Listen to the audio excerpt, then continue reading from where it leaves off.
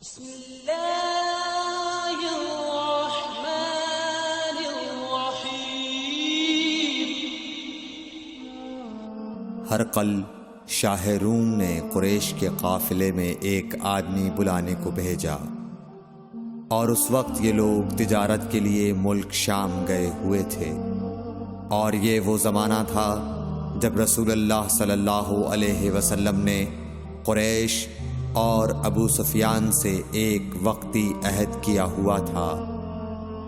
جب ابو سفیان اور دوسرے لوگ ہرقل کے پاس ایلیا پہنچے جہاں ہرقل نے دربار طلب کیا تھا، اس کے گرد روم کے بڑے بڑے لوگ، علماء، وزراء و امراء بیٹھے ہوئے تھے۔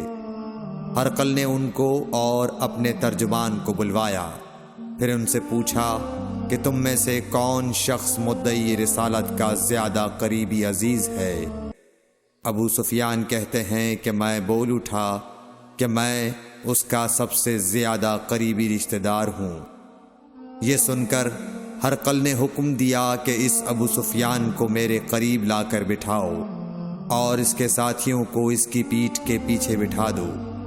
پھر اپنے ترجمان سے کہا کہ ان لوگوں سے کہہ دو کہ میں ابو سفیان سے اس شخص یعنی محمد صلی اللہ علیہ وسلم کے حالات پوچھتا ہوں، اگر یہ مجھ سے کسی بات میں جھوٹ بول دے تو تم اس کا جھوٹ ظاہر کر دینا۔ ابو سفیان کا قول ہے کہ خدا کی قسم اگر مجھے یہ غیرت نہ آتی کہ یہ لوگ مجھ کو جھٹلائیں گے تو میں آپ صلی اللہ علیہ وسلم کی نسبت ضرور غلط گوئی سے کام لیتا۔ خیر، پہلی بات جو ہرقل نے مجھ سے پوچھی وہ یہ کہ اس شخص کا خاندان تم لوگوں میں کیسا ہے؟ میں نے کہا وہ تو بڑے اونچے عالی نسب والے ہیں۔ کہنے لگا اس سے پہلے بھی کسی نے تم لوگوں میں ایسی بات کہی تھی؟ میں نے کہا نہیں۔ کہنے لگا اچھا اس کے بڑوں میں کوئی بادشاہ ہوا ہے؟ میں نے کہا نہیں۔ پھر اس نے کہا بڑے لوگوں نے اس کی پیروی اختیار کی ہے یا کمزوروں نے؟ میں نے کہا نہیں، کمزوروں نے۔ پھر کہنے لگا اس کے تابع دار روز بڑھتے جاتے ہیں یا کوئی ساتھی پھر بھی جاتا ہے؟ میں نے کہا نہیں۔ کہنے لگا کیا اپنے اس دعویٰ نبوت سے پہلے کبھی کسی بھی موقع پر اس نے جھوٹ بولا ہے؟ میں نے کہا نہیں، اور اب ہماری اس سے صلح کی ایک مقررہ مدت ٹھہری ہوئی ہے، معلوم نہیں وہ اس میں کیا کرنے والا ہے۔ ابو سفیان کہتے ہیں میں اس بات کے سوا اور کوئی جھوٹ اس گفتگو میں شامل نہ کر سکا۔ ہرقل نے کہا کیا تمہاری اس سے کبھی لڑائی بھی ہوئی ہے؟ ہم نے کہا کہ ہاں۔ بولا پھر تمہاری اور اس کی جنگ کا کیا حال ہوتا ہے؟ میں نے کہا لڑائی ڈول کی طرح ہے، کبھی وہ ہم سے میدان جنگ جیت لیتے ہیں اور کبھی ہم ان سے جیت لیتے ہیں۔ ہرقل نے پوچھا وہ تمہیں کس بات کا حکم دیتا ہے؟ میں نے کہا وہ کہتا ہے کہ صرف ایک اللہ ہی کی عبادت کرو، اس کا کسی کو شریک نہ بناؤ، اور اپنے باپ دادا کی شرک کی باتیں چھوڑ دو، اور ہمیں نماز پڑھنے، سچ بولنے، پرہیزگاری اور صلہ رحمی کا حکم دیتا ہے۔ یہ سب سن کر پھر ہرقل نے اپنے ترجمان سے کہا کہ ابو سفیان سے کہہ دے کہ میں نے تم سے اس کا نسب پوچھا تو تم نے کہا کہ وہ ہم سے عالی نسب ہے، اور پیغمبر اپنی قوم میں عالی نسب ہی بھیجے جایا کرتے ہیں۔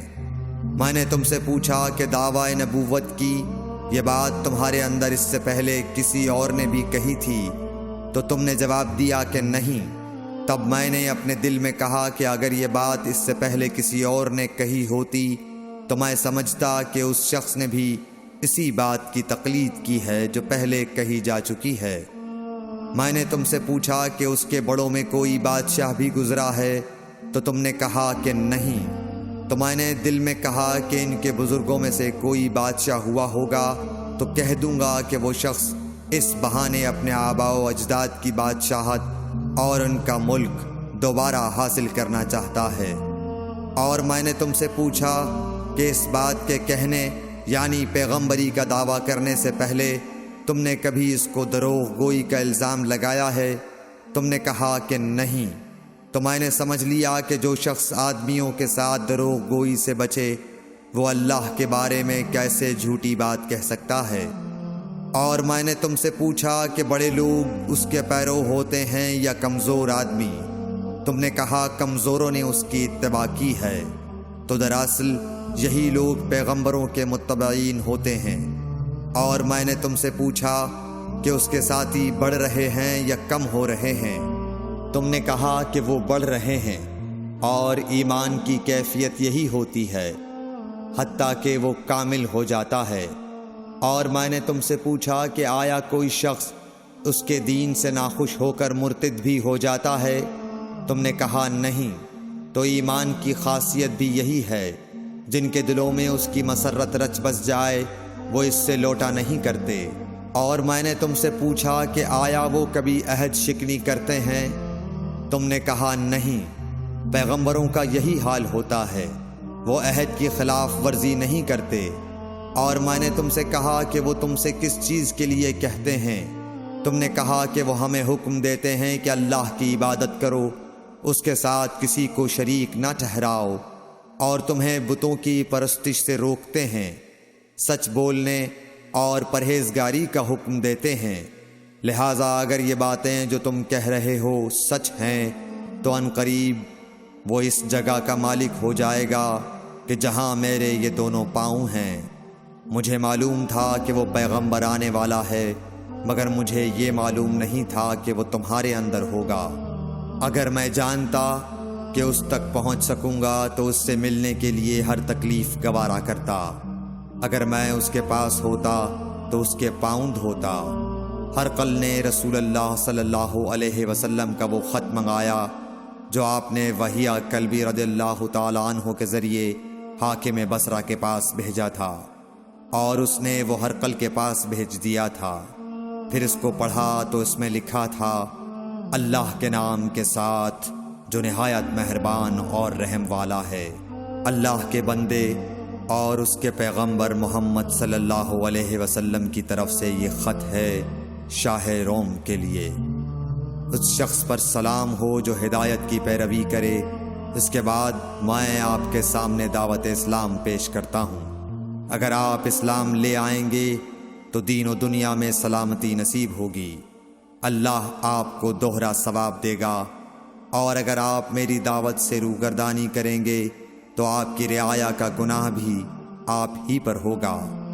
اور اے اہل کتاب، ایک ایسی بات پر آ جاؤ جو ہمارے اور تمہارے درمیان یکساں ہے، وہ یہ کہ ہم اللہ کے سوا کسی کی عبادت نہ کریں اور کسی کو اس کا شریک نہ ٹھہرائیں، اور نہ ہم میں سے کوئی کسی کو خدا کے سوا اپنا رب بنائے۔ پھر اگر وہ اہل کتاب اس کتاب سے منہ پھیر لیں تو مسلمانوں، تم ان سے کہہ دو کہ تم مانو یا نہ مانو، ہم ایک خدا کے اطاعت گزار ہیں۔ ابو سفیان کہتے ہیں، جب ہرقل نے جو کچھ کہنا تھا کہہ دیا اور خط پڑھ کر فارغ ہوا تو اس کے ارد گرد بہت شور و غوغا ہوا، بہت سی آوازیں اٹھیں اور ہمیں باہر نکال دیا گیا۔ تب میں نے اپنے ساتھیوں سے کہا کہ ابو کبشہ کے بیٹے حضرت صلی اللہ علیہ وسلم کا معاملہ تو بہت بڑھ گیا۔ دیکھو تو اس سے بنی اصفر روم کا بادشاہ بھی ڈرتا ہے۔ مجھے اس وقت سے اس بات کا یقین ہو گیا کہ حضور صلی اللہ علیہ وسلم ان قریب غالب ہو کر رہیں گے، حتیٰ کہ اللہ نے مجھے مسلمان کر دیا۔